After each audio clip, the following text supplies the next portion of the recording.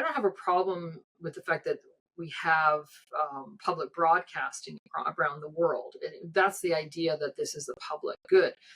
The frustration I've always had is that everyone equally has to pay into a news organization like the BBC, like ABC in Australia, like CBC in Canada. And the problem is that they're not reflecting and they're not representing all Canadian voices. They have a different agenda, one that is more aligned with that of the Liberal government. And that's what's frustrating, that they're not giving you both sides of the story. And it's very difficult to do so. They would have to really fundamentally change their hiring practices to start encouraging different voices. And instead, what they do is their idea of diversity is to go into, discrimination issues. So, sort of this the idea that you have to have people of different colors, so you have to, so you have a certain, so a lot of their ads, for example, say, we will accept anybody but a white man. We just don't want any white men anymore on our stories. Now, it could be true that they are overrepresented already, but when you're specifically looking for equity-seeking groups, the theory is that you're also going to get a certain point of view. And I think that's unfair to equity-seeking groups, because it is not true that all Black people think the same, just like it's not true that all white people think the same, right? And so there's a great story of a Canadian journalist, and I always get his name wrong, but Jamal Javani. He was just elected as a Conservative. He was hired actually by CTV, not CTV. He was hired by Bell Radio, and he had a radio show, and it was touted as he was a Black man who was going to talk about the issues. And he got into trouble because he was too conservative. They said, oh, we want a Black man's voice, but not your Black man's voice. We want what we perceive a Black man's voice is going to be. We think is going to be left of center. So he was unusual in that he was right of center. And you should have him on your show, because he's a fascinating story about how he left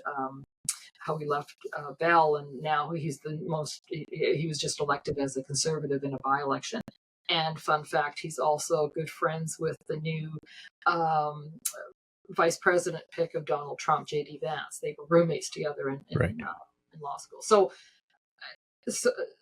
the issue is, when they're doing these hiring practices, they're looking at the color of people's skin and assuming a point of view, as opposed to saying, and it'd be fascinating if they said, yes, we want a diverse group of people to be hired.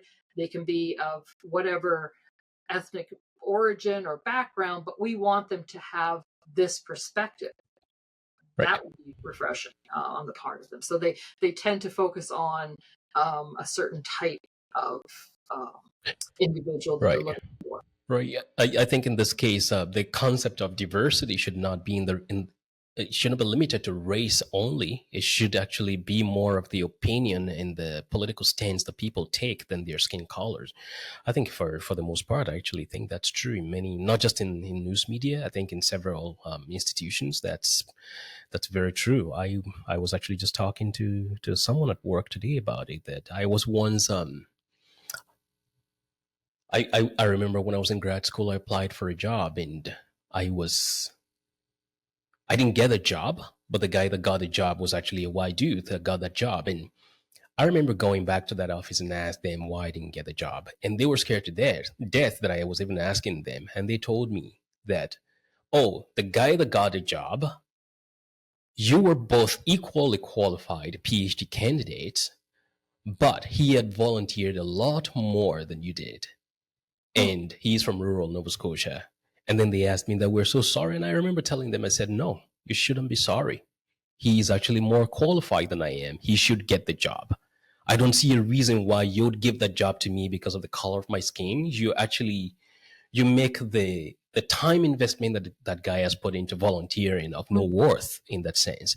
And I think in this case, it applies to a lot of industries out there, including media that we're talking about. We can't, maybe that's why I don't really like the idea of DEI that has this covering cast only on race. But let's move away. Just to add to that, I think it's harmful to people who are hired under it, because then the assumption is that they would only have gotten that job because of a quota or because we have this DEI, as opposed to saying, no, you're a great candidate and you should get the job because you were the best candidate to get the job, right? And Right. that's what's important in those conversations. The analytics on this channel show about 95% of the viewers on the channel haven't subscribed yet. So you do me a favor by clicking the subscribe button right now. Then I'll keep my promise to continually improve on the quality of the conversations that are produced on this channel every time.